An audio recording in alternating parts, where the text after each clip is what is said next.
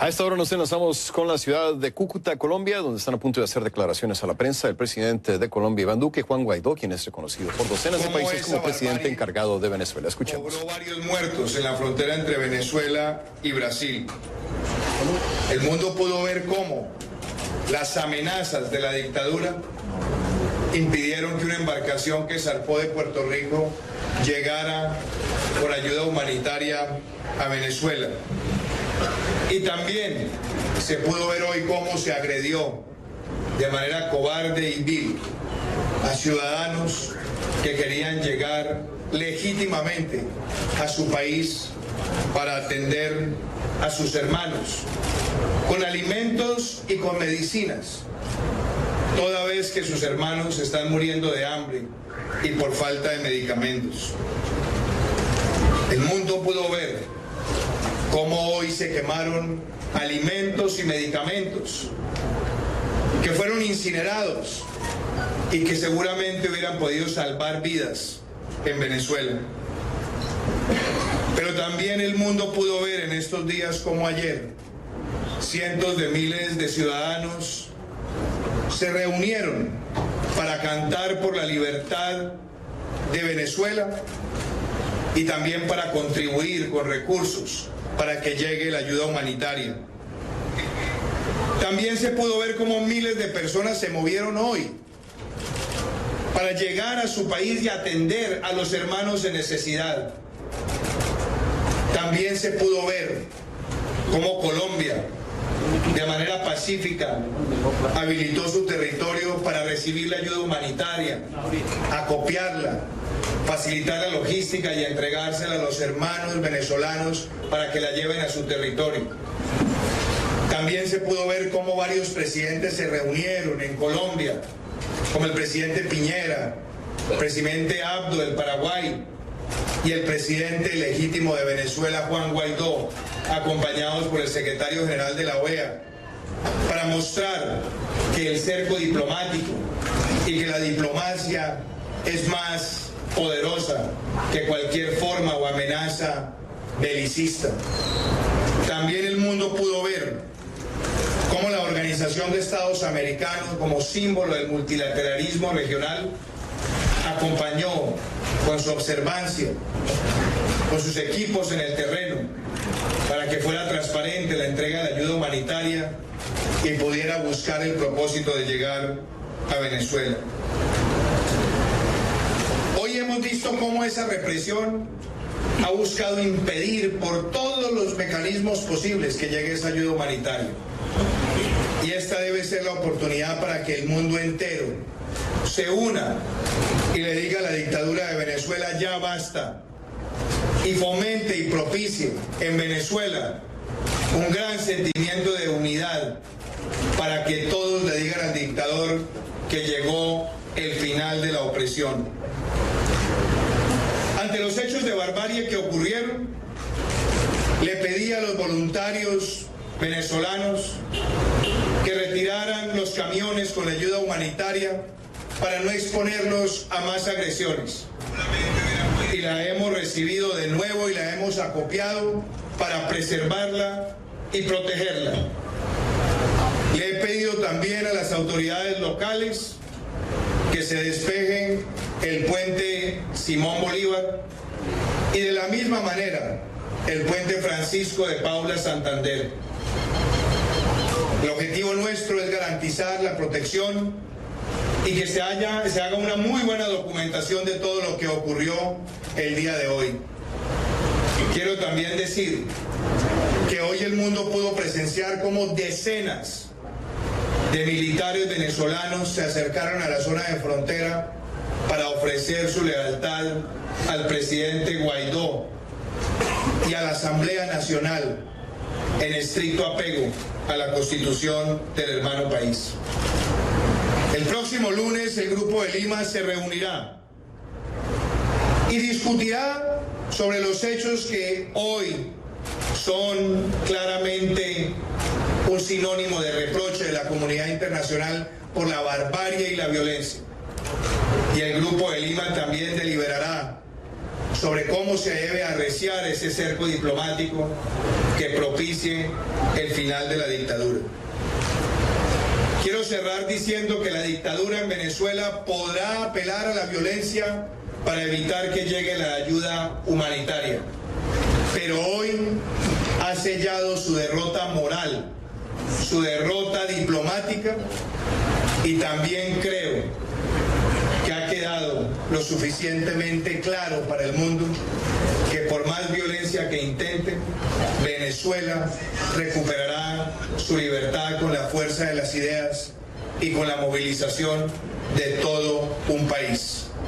Quiero darle la palabra al señor presidente Guaidó y después al secretario general de la OEA, Luis Almagro. Muchísimas gracias.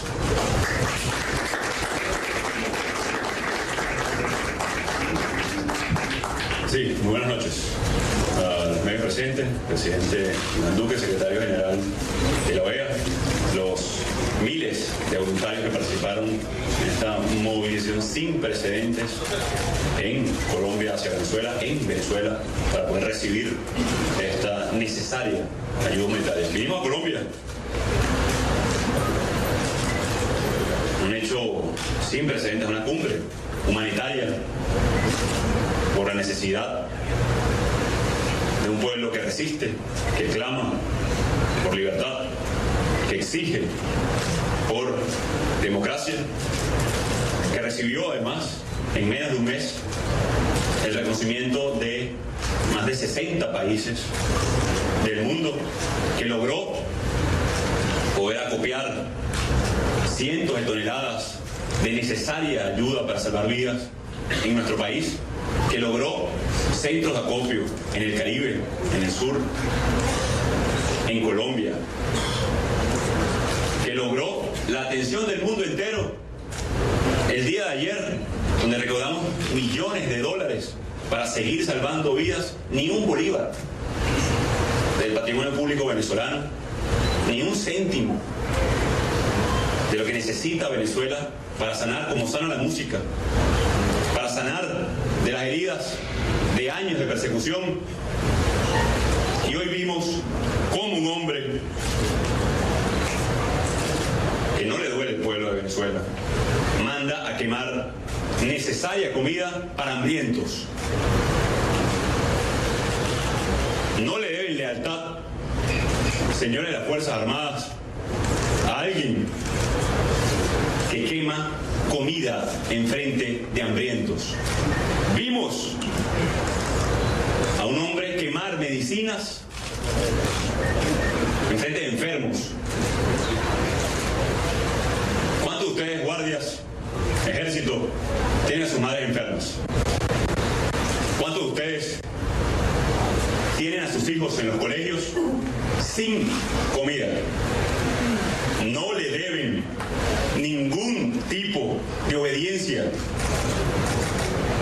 a quien con sadismo, porque no tiene otra expresión por duro que suene, celebran que no entre la ayuda humanitaria a un país que la necesita. No le deben ningún tipo de lealtad. Quien usurpa hoy Miraflores ha tomado la peor decisión y el peor camino: el crimen de exterminio, por acción y por omisión. Por acción de grupos irregulares que hoy dispararon de manera inescrupulosa en San Antonio, en Ureña, en Santa Elena de Guairén, donde masacraron a nuestros indígenas,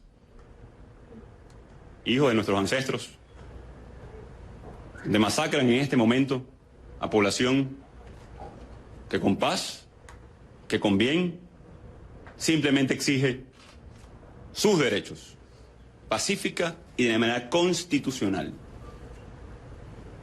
Un pueblo que pidió ayuda y amablemente nuestros vecinos, a los cuales les agradecemos, de manera pacífica, se dieron espacios para el acopio de esta ayuda, se le entregó hoy a voluntarios venezolanos, y un régimen indolente. Algunos de sus voceros, incluso por redes sociales, hablaban de que teníamos cara de tristeza. Y es que ustedes celebran la masacre de nuestra gente. Y es que ustedes celebran que hoy hospitales venezolanos no reciban ayuda humanitaria. Y es que ustedes celebran la muerte de más venezolanos. Por eso se ha levantado todo un pueblo. Por eso más de 60 funcionarios de las Fuerzas Armadas me reconocen como comandante en jefe de las Fuerzas Armadas, porque respeto el derecho a la vida, la Constitución, los derechos humanos. Porque lo que protege es la Constitución venezolana, el marco de derecho internacional. Y el mensaje de cada uno de esos militares, generales, mayores, tenientes, sargentos, fue muy claro. El 80% de las Fuerzas Armadas rechaza a Maduro. Hay un elemento de persecución a sus familias, a cada uno de las personas que ahí están haciendo hoy vida. Ya el momento llegó. Hoy han visto la peor cara de un régimen y el mundo lo vio. Para los venezolanos, hoy esa persecución, esa masacre, lamentablemente tenemos años conviviendo con eso. Hoy el mundo vio en minutos, en horas, la peor cara de la dictadura venezolana. Vieron también que no existe tal bloqueo en Venezuela. El mundo entero lo vio. Los que bloquean los caminos de la libertad, de la paz, del reencuentro, de la reconciliación, son los que hoy están en Miraflores. Los que promovemos la amnistía, las garantías, el reencuentro. Con todos esos militares que hoy están aquí, y muchos en Venezuela, por cierto, están hoy claramente usurpando funciones en Miraflores. No vamos a descansar. No vamos a descansar hasta lograr la libertad de Venezuela. A la comunidad internacional, nuestro eterno agradecimiento. Le pedimos que se mantengan todas las cartas sobre la mesa. Anunciamos además, que el día lunes participaré en esa cumbre, en ese grupo, en esa reunión del Grupo de Lima, para reunirnos con todos cancilleres de la región y también con el vicepresidente de los Estados Unidos, Mike Pence, para discutir posibles acciones diplomáticas y posibles acciones para cooperar en el marco de la cooperación de manera soberana, como tiene que ser cada uno de los países, en el marco y respeto de la Constitución, para avanzar en estos elementos. Adicionalmente, y lo hemos dicho, ese régimen denunció, presidente, y usted lo escuchó, secretario, de armas supuestas biológicas, de una invasión. Hoy queda manifiesta la mentira. Hoy queda manifiesto que no existía ninguno de estos elementos. Que quemaron comida necesaria, por Dios, para nuestra gente. Y mi responsabilidad como presidente encargado es seguir buscando esa ayuda. Exigir que entre a Venezuela. Es buscar los caminos para abrir la democracia en nuestro país, para que cese la usurpación, para quitarle la careta, como se vio hoy en todo el planeta Tierra, a la dictadura. Nuestra responsabilidad como pueblo es resistir e insistir, venezolanos. Sé que lo hemos hecho durante años. Sé que hemos puesto un gran sacrificio, que no tendremos cómo pagar las vidas de esos venezolanos hoy en Santa Elena de Guairén o en San Antonio. Que es un sacrificio incuantificable para nuestra gente, para nuestro país, y que nos duele profundamente. No sé de qué se reirán en Miraflores entonces. Porque a nosotros sí nos duele la vida de nuestros venezolanos, de nuestros hermanos. Y vamos a luchar día a día para, como lo dijimos el mismo 5 de enero, construir las capacidades sociales, políticas, de movilización internacional en las Fuerzas Armadas, que lo vemos ya todos los días. Y ahora, militares de las Fuerzas Armadas. El pronunciamiento debe ser en bloque. Cese de usurpación, gobierno de transición y elecciones libres. Para nosotros los venezolanos, estamos todos los días en la calle, bregando el futuro de nuestro país. Pido confianza, les pido avanzar, pido resistir, insistir. Vamos a seguir movilizados. Vamos a seguir buscando y recaudando los apoyos necesarios para dar fin a una tiranía. Que ustedes, que nosotros, hermanos venezolanos, se han ganado a pulso. Se han ganado durante años de construcción de mayoría, de manifestar, de protestar, de pedir apoyo. Pueblo de Venezuela, lo hemos dicho, es irreversible el cambio en Venezuela. Y lo hemos visto hoy. Había dudas con respecto a las lealtades en las Fuerzas Armadas, hoy ya parece cesar esa duda. ¿Quién reprimió hoy en el puente Simón Bolívar? Con el puente Santander. ¿Ustedes vieron Guardia Nacional ahí? No. Pequeño grupo de policías, dicen ser policías y colectivos e irregulares armados. No tienen lealtad a alguien que incinera comida. Pregúntense, guardias nacionales, funcionarios del ejército, hoy a sus familiares, pregúntenle si les hace falta comida o algún tipo de medicina. Pregúntenle, hoy. Ustedes que nos están viendo en las casas. Y ahí está claramente el asesino. Por acción y omisión.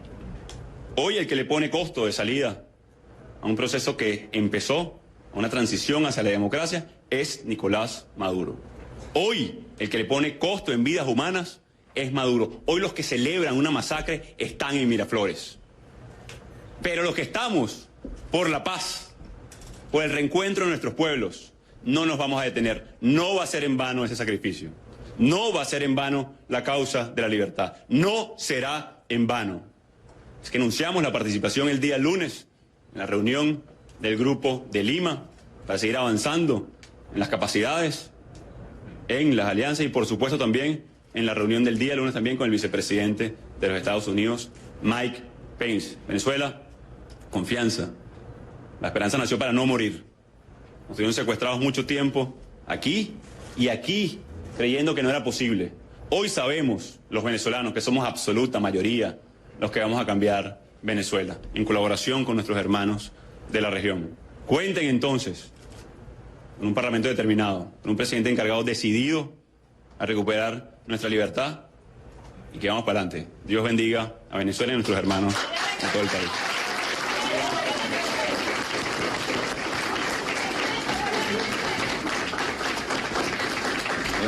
Vamos a escuchar al señor secretario general de la Organización de Estados Americanos, Luis Almagro.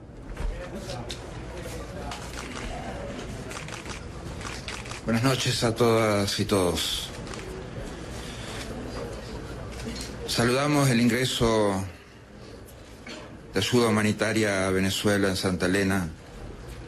Lo consideramos un paso importante por haber quebrado la prohibición dictatorial y haber tenido que superar la represión madurista.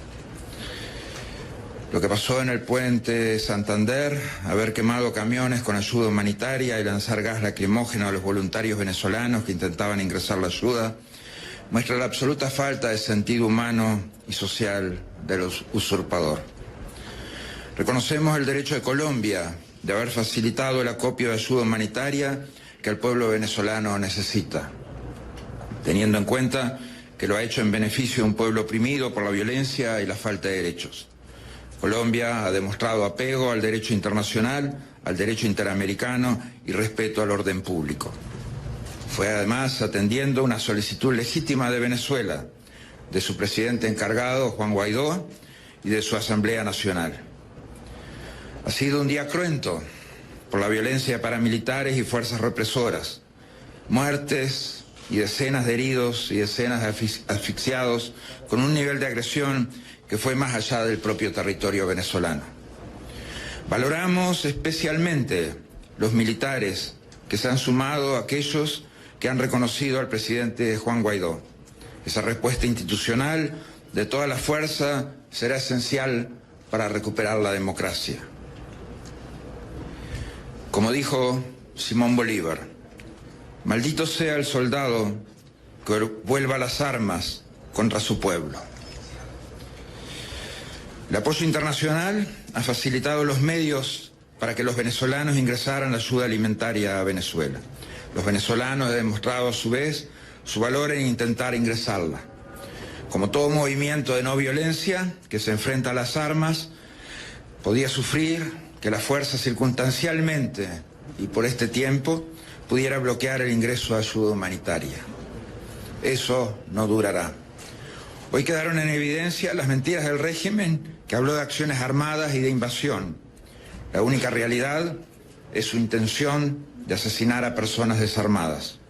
Es imprescindible que demostremos desde la comunidad internacional que este tipo de acciones no son admisibles.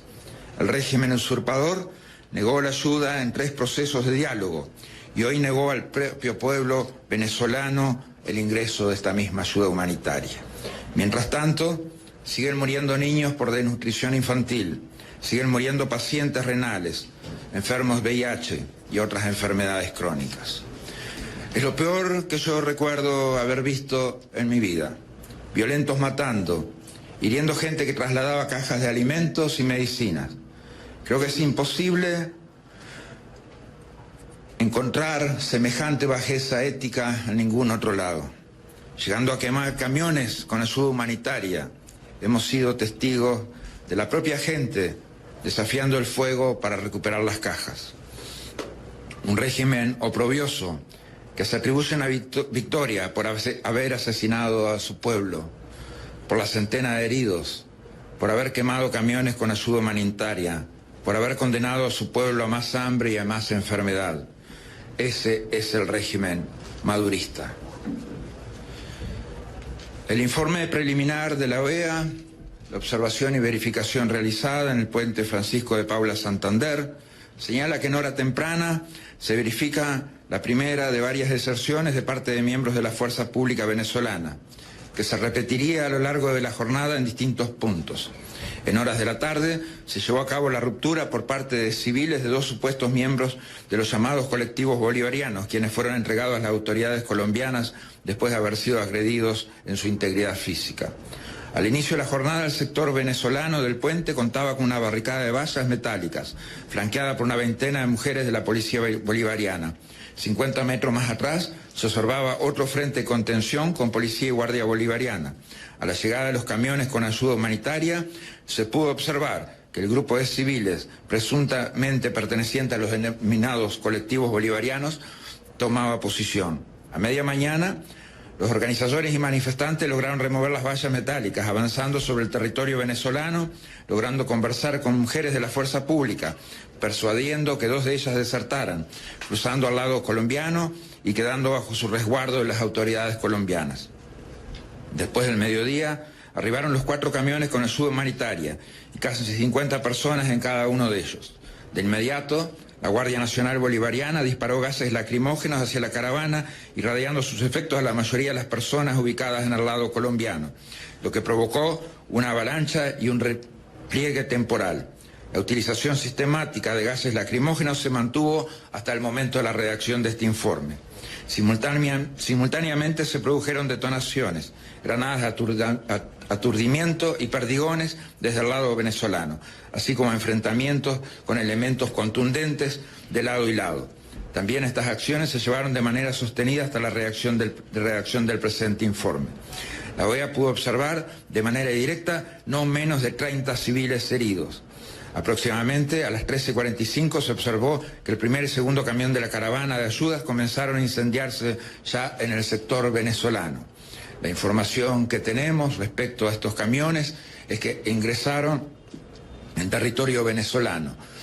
Los conductores bajaron de los camiones y en el momento que grupos que acompañaban los camiones quisieron tomar la conducción de los mismos, el primero fue secuestrado por parte de las fuerzas represivas bolivarianas. Después de tenerlo secuestrado un tiempo, el mismo comenzó a arder por fruto de su gestión, de su acción. Se evidenció que un grupo de manifestantes se organizó para rescatar un camión y el contenido de uno más. En el puente Simón Bolívar, durante nuestra observación inicial, se destaca un dispositivo fuerte de la Policía Nacional de Colombia con presencia esporádica de venezolanos en dos puntos fronterizos debido al cierre de fronteras. Sin embargo, civiles venezolanos removieron las vallas que impedían el paso, lo que generó un aumento de la presencia de las Fuerzas Armadas de Venezuela con 2 líneas de seguridad, una con policía y una segunda línea con 60 personas de civil y un camión cisterna atravesado en la vía. Previo a la llegada de los camiones cargados de ayuda, los organizadores lograron conformar una cadena humana dispuesta a hacer el ingreso respectivo. Durante toda la jornada se escucharon disparos constantes del lado venezolano y en algún momento comenzó el lanzamiento de gases lacrimógenos y de proyectiles, perdigones, generando una cantidad determinada de heridos, además de zozobra y temor entre la población. Con la llegada de los camiones cargados de ayuda se inició la agresión desde el lado colombiano, pero fueron estos piedras y algunos objetos metálicos. Esta situación se mantuvo hasta el cierre de este informe. Este punto fronterizo se observó la deserción de al menos 3 uniformados de la Guardia Venezolana y su entrega a las autoridades colombianas. Al puente Simón Bolívar llegaron 4 camiones con ayudas humanitarias, los cuales se mantuvieron en el inicio del puente. En varias ocasiones hicieron intento de ingresar, lo que no fue posible. En horas de la tarde, antes de retornar los vehículos y desalojar el puente, se presentó una fuerte oposición de parte de los ciudadanos venezolanos que impidió su implementación hasta el momento de la elaboración de este informe. En el puente Unidad Tienditas se observó dispositivo de Policía Nacional Colombia con aproximadamente 100 efectivos. Del lado venezolano se observó presencia de integrantes de la Guardia Nacional Bolivariana en actitud expectante, así como carros antidisturbios. Se observó que al término de la rueda de prensa de los presidentes, el nivel de presencia de fuerza pública aumentó significativamente. En el sector de acceso al puente de la Unidad Tiendita se constató la presencia de más de 3.000 personas, pendiente del llamado de los organizadores para apoyar el ingreso de la ayuda en este punto, ejerciendo protestas y presión al no materializarse ninguna acción en este punto. Este grupo de personas se dispersó a partir de las 14 horas, saliendo a pie de las instalaciones guiados por los organizadores. Asimismo, la OEA hizo seguimiento de los pasos fronterizos de La Guajira y Arauca, no habiéndose registrado ninguna situación inusual en el primero. En Arauca se constató la deserción del teniente de fragata Davis Ramírez de la Armada Nacional Bolivariana de Venezuela y de 2 miembros de la Guardia Nacional Bolivariana. Hasta el momento de redactar este informe, cifras oficiales señalan que hay 285 heridos. El grupo de observación de la OEA estuvo integrado por 7 funcionarios desplegados en los puentes Simón Bolívar, Francisco de Paula Santander y Unidad Tiendita, así como en el puesto de mando unificado y en la sala de crisis. La desproporción de los medios, la violencia ejercida por las fuerzas represivas y por los colectivos armados, las denuncias de asesinatos que podrían llegar hasta el número de 14, conforme lo señalado por el diputado Andrés Velázquez. La cantidad de heridos que superan los 285 en esta zona y aproximadamente 50 en la zona de Santa Elena. Todo eso demuestra el salvajismo y la barbarie con que el régimen actuó para bloquear el ingreso de ayuda humanitaria. Este despropósito no puede ser dejado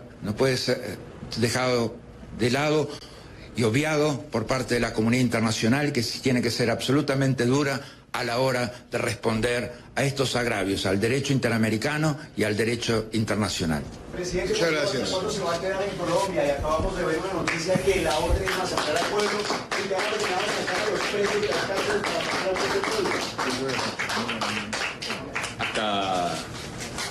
Escuchamos las palabras del presidente de Colombia, Iván Duque, de Juan Guaidó, presidente interino de Venezuela, reconocido por docenas de países, también de Luis Almagro, secretario general de la OEA, que hablaban a los medios en la ciudad de Cúcuta, frontera con Venezuela. Destaca entre la información que han dado a conocer esta noche que Luis Almagro dice que hay no menos de 285 heridos tras la jornada de hoy. Dijo que los asesinatos podrían ser 14, subrayo podrían, no lo ha dicho en forma enfática, ni ha dado verificación sobre esta última cifra. Hablaba de 50 heridos en la zona de Santa Elena Y terminaba con una oración contundente diciendo que todo lo que ha ocurrido hoy, estos actos de violencia, la represión por parte de los uniformados venezolanos, decía Almagro, demuestra el salvajismo y la barbarie con que el régimen actuó para bloquear el ingreso de la ayuda humanitaria. También Juan Guaidó señalaba que habrá una reunión del Grupo de Lima este lunes en la que va a participar y en la que se van a discutir futuras acciones que podría tomar este grupo y su movimiento en aras de lograr un cambio de régimen en Venezuela. Así que hemos escuchado en vivo y en directo desde Cúcuta a estos tres líderes hablar y tenemos en la línea desde Miami a Carlos Alberto Montaner, quien ha escuchado junto con nosotros lo que ocurrió. Tu primera impresión, Carlos Alberto, te escucho con interés. Bueno, mi primera impresión, Rafael, es que efectivamente hay el reconocimiento de que no se logró lo que ellos intentaban, que era que la ayuda humanitaria pasara al país, pero también mi primera impresión es que va a continuar el esfuerzo, va a continuar el lunes con la reunión del Grupo de Lima, donde va a estar el presidente interino venezolano, y a mí me parece que eso es muy significativo. Al mismo tiempo, la contundencia tanto de Duque como de Almagro me parece que es un presagio de lo que va a ocurrir en el futuro. Y lo que va a ocurrir en el futuro a mí me da la impresión de que no es sostenible el régimen de Maduro por mucho más tiempo. ¿Por qué? Porque no se puede tener un foco de oposición de tal naturaleza, con tal respaldo internacional dentro del país y al mismo tiempo con la capacidad o la casi impunidad con que actúa, porque el gobierno, ¿qué va a hacer con el presidente interino? ¿Lo va a meter preso? ¿Lo va a fusilar cuando regrese a Venezuela? Yo creo que ahí hay tienen un problema muy grande estos señores de Maduro y su equipo de régimen. Pilar, decía Iván Duque, Carlos Alberto, decía que la represión ha impedido por todos los mecanismos posibles la entrega de ayuda. El mundo, dice, se ha unido para decirle a la dictadura ya basta y que esto se propicie un sentimiento de unidad para que el dictador le diga hasta luego y que sea el final de la opresión. Palabras que yo creo que sintetizan lo que dijo el presidente de Colombia, Iván Duque, sí. Pero sí un reconocimiento, como tú decías, de que quizá no se logró el cometido, pero que no necesariamente esto es el final, Carlos Alberto. Sino el principio. Sí, no es el final, Rafael, que es el principio. El principio, si hubieran conseguido el objetivo de que pasara la ayuda humanitaria y que luego en el segundo paso se creara un corredor humanitario permanente, entonces por supuesto que se hubiera desplomado el régimen de Maduro.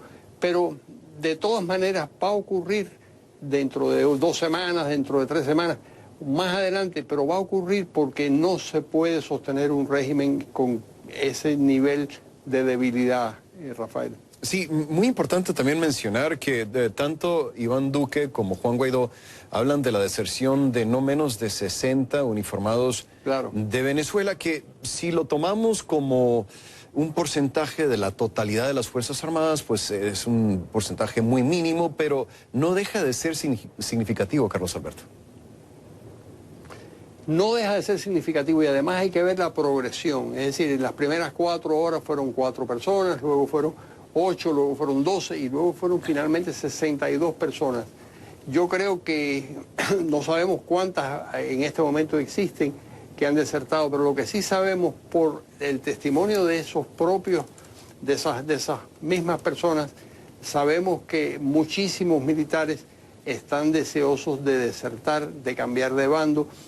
Lo que pasa es que hay mucho temor por sus familiares, por una parte, y hay, por otro lado, una especie de chantaje emocional, de espíritu de grupo, de que romper el espíritu de grupo es muy difícil en las Fuerzas Armadas, pero se está logrando, y lo está logrando Guaidó y lo está logrando lo están logrando las democracias occidentales. Yo me pongo a pensar, Carlos Alberto, en la situación tan difícil en la que se encuentran los uniformados en Venezuela. Imagínate, la gran mayoría recibe un sueldo ínfimo, están recibiendo órdenes que la mayoría del tiempo no quieren cumplir, están en medio de esta situación y realmente no tienen mucha opción, porque si se van del lado de Guaidó, enfrentan cárcel o peor, enfrentan que sus familias pasen hambre y pobreza. Y si se quedan en el lado que están convirtiéndose en un brazo opresor del régimen de Nicolás Maduro. Una situación muy, muy difícil, y por eso creo que veíamos a esas mujeres de la Guardia Nacional llorando más temprano, ¿no? Llorando, claro. Llorando. Yo creo que tienes razón, Rafael. Es una situación muy difícil que solo se puede quebrar cuando el jefe de esos grupos, o uno de los jefes de esos grupos, da el paso adelante y arrastra a las personas para que puedan manifestar su verdadero sentir y puedan romper con el régimen que los mantiene de alguna manera arrojados. Ahora, yo creo que eso no tardará en suceder, porque en Venezuela siempre se ha dicho, y es una vieja frase muy venezolana, que el ejército está con el gobierno hasta que deja de estar.